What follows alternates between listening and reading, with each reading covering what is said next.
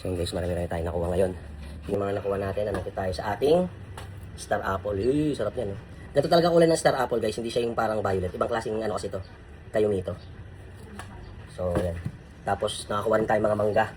Ang daming bunga ng bonsai kong mangga. So ito pa ito sa inyo. So ito, mangga. Yan, bunga ng bonsai po yan. So, medyo mga hinog na nga ito. Malit lang talaga siya, kalabaw siya. Pero matamis na yan. Tapos ito yung mangga. Ito na may nakuha nating star apple. Yan, so yan yung mga ang dami pang bunga niyan guys. Star apple ko, yan dami, kita nyo, makita nyo yung bunga niya na yan. Ayan, dami. Lalo dito sa baba, dami yan guys, pag may kita nyo. Tapos yung bonsai nating mangga, doon na yun. Tara, kain tayong prutas.